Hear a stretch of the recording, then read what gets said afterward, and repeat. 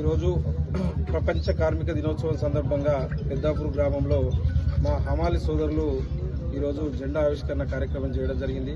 ఈ సందర్భంగా గ్రామంలో ఉన్నటువంటి హమాలి సోదరులు మరియు అన్ని రకాల కార్మిక వ్యవస్థకు సంబంధించినటువంటి కార్మికులకు, ముఖ్యంగా సుతారీ కార్మికులకు కూడా కార్మిక దినోత్సవ శుభాకాంక్షలు తెలియజేస్తా ఉన్నాను.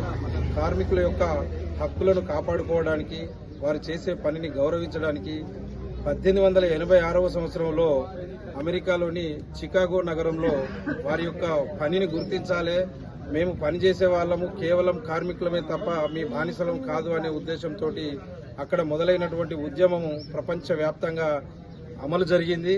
ఇట్టి ప్రపంచవ్యాప్తంగా అమలు జరిగినటువంటి ఈ ఉద్యమాల్లో ఎంతో మంది కార్మిక నాయకులు కావచ్చు, కార్మిక సోదరులు కావచ్చు అమరులు కావడం జరిగింది. వారి రక్తంతో జెండా లేపడం జరిగింది. వారి యొక్క త్యాగాలకు గుర్తుగా ఈరోజు కార్మిక సోదరులందరూ కూడా ఈ మేడే దినోత్సవాన్ని జరుపుకుంటా ఉన్నారు. ఆ రోజు జరిగినటువంటి ఆ పోరాట ఫలితమే ఈ రోజు ప్రపంచ దేశాల్లో ఉన్నటువంటి అన్ని దేశాలకు సంబంధించి ఒక ప్రత్యేకమైనటువంటి కార్మిక వ్యవస్థను రూపొందించడం జరిగింది.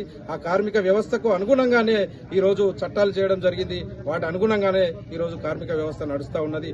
రైతు లేనిదే రాజ్యం లేనిది అనేది ఎంత నిజమో ఈ రోజు కార్మికులు లేనిది కూడా ఆధునిక ప్రపంచం లేదు అనేది అంతే వాస్తవం అని చెప్పి ఈ రోజు మనం ఒప్పుకోవాల్సిందే.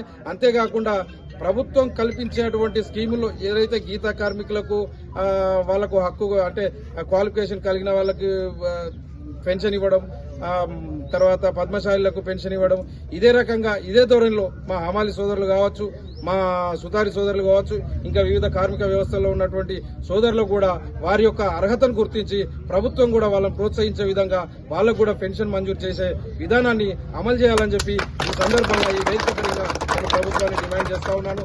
కార్మిక వ్యవస్థ అనేది ప్రపంచంలోనే అత్యధిక శక్తి కలిగినటువంటి వ్యవస్థ.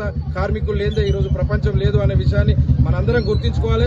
వాళ్ళ శ్రమతోటే, వాళ్ళ కష్టంతోటే ఈ రోజు బుక్కడి మెతుకులు నోట్లకు పోతున్నాయనే విషయాన్ని ఈ రోజు ప్రపంచం మొత్తం గుర్తించింది.